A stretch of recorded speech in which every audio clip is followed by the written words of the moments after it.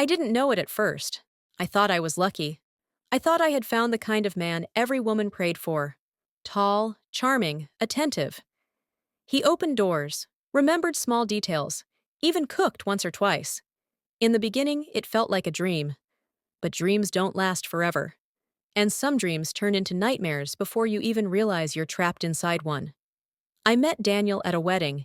He was the best man, and I was just a guest trying not to be noticed. He noticed me, though, from across the room, with a smile so perfect it almost felt rehearsed. Within a month, we were inseparable. Within 6 months, I was wearing his ring. The red flags? I saw them. I just didn't call them what they were. He didn't like my best friend. Said she was a bad influence. He questioned why I laughed so much with male coworkers. It just doesn't look good, he'd say. The first time he raised his voice at me was over a text message I forgot to reply to. He didn't hit me. Not then. So I forgave it. I excused it. I blamed myself. That's how narcissists work. Not all at once, but little by little. Daniel didn't show up as a monster. He arrived as a prince, then took off the mask only after he knew I couldn't easily leave. After the wedding, everything changed. He hated when I wore makeup. You don't need to impress anyone else. He hated when I visited my sister. She talks too much about me. What's she telling you? He hated when I slept too long. Lazy women don't make good wives.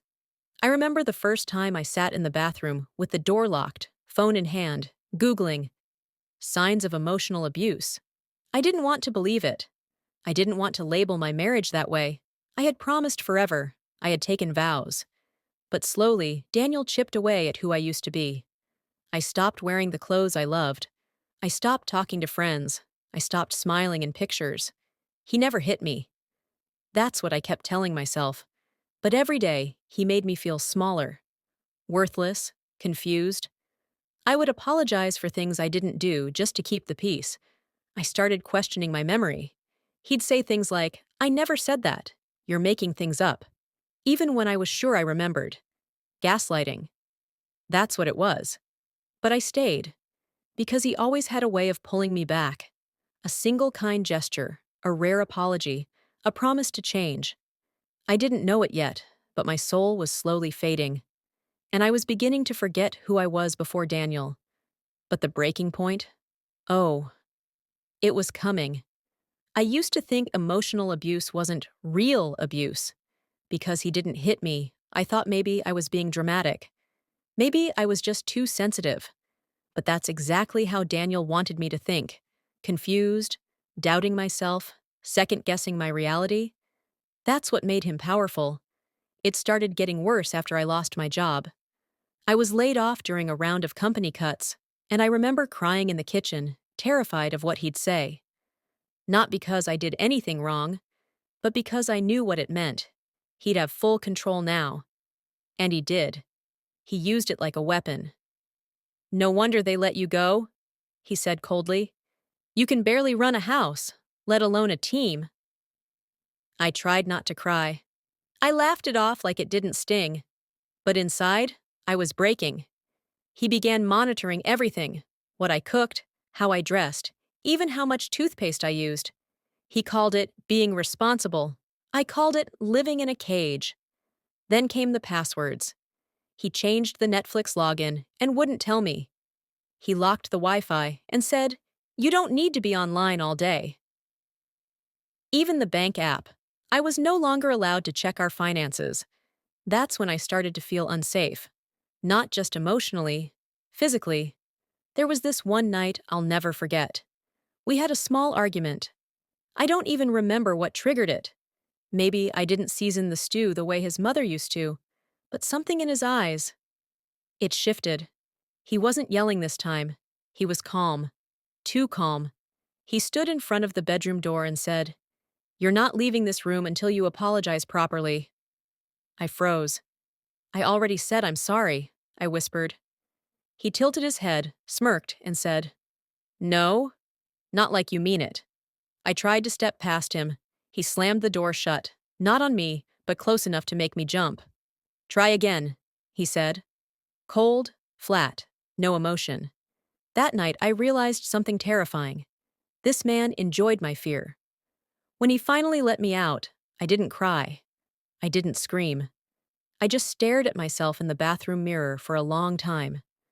I didn't recognize the woman looking back at me. My eyes were dull, my shoulders hunched. I looked. Invisible. That's when I knew. If I stayed, he'd erase me completely. But I wasn't ready to leave. Not yet. I was scared. I had no income, no savings, no one I felt I could truly run to. That's the thing about narcissists. They don't just hurt you. They isolate you until your whole world is them. But something had shifted in me that night. A seed of courage had been planted. And even though it was buried under fear, it had started to grow. By this point, I had learned to move quietly around Daniel. No sudden shifts. No direct eye contact when he was in a mood. I learned to smile on cue, to cook his meals just right, to never ask where he'd been. I had become a shell of who I used to be, and that's exactly how he wanted me. But something had changed in me since that night he blocked the door. I started watching him differently, not with love, but with strategy. He didn't know it, but I had started recording things. Just audio, using my old phone hidden inside the bookcase. Every insult, every cruel word, every gaslighting moment. Not because I planned to expose him, not yet, but because I needed to remind myself I wasn't crazy. That what I was living through was real. The hardest part wasn't the manipulation or the fear. It was pretending like everything was fine while planning my escape in secret. I started keeping a tiny notebook hidden in the laundry basket. I'd jot down phone numbers, emergency contacts, reminders. I called an old friend from a call center once and begged her not to call back or text. "I just need you to be there when I'm ready," I whispered, and she cried on the other end of the line. She had always known something was off. I had just never admitted it.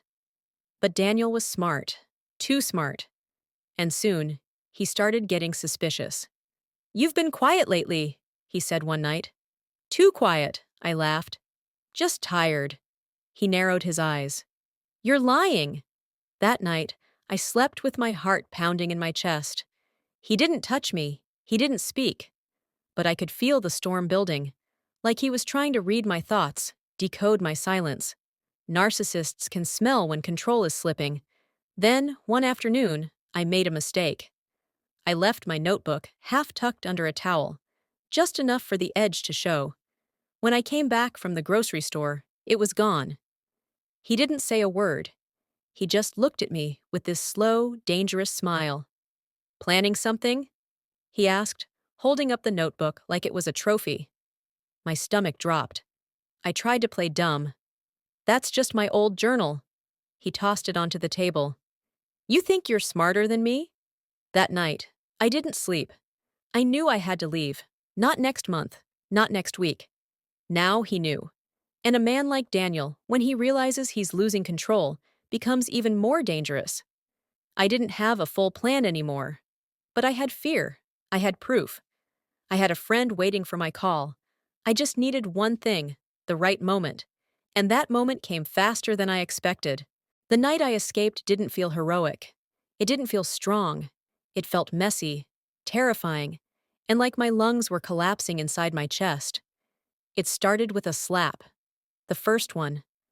After everything, the emotional games, the isolation, the silent wars he waged in my head, Daniel finally crossed that last line.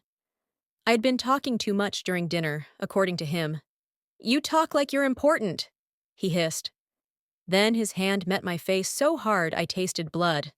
And that was it. I didn't cry. I didn't scream. I just stood there, frozen, staring at the man I once said I do to. He walked away like nothing happened, tossed his plate in the sink, and turned on the TV. That's when I knew. If I didn't leave tonight, I wouldn't survive this marriage. I waited until he slept. I knew his pattern. He always snored by 10:45. I moved slowly, heart pounding in my ears. I already had a small bag hidden behind the wardrobe. One outfit, my documents, the audio recordings on a flash drive, and some loose cash my friend had secretly sent me. I tiptoed out. Every creak of the floor felt like a gunshot. My hands trembled as I unlocked the front door. And just as I turned the handle, I heard him stir. I didn't look back. I ran, barefoot, no coat, just fear and adrenaline. I got to the end of the street and saw my friend's car headlights. She had parked exactly where I asked, engine running. She didn't ask questions.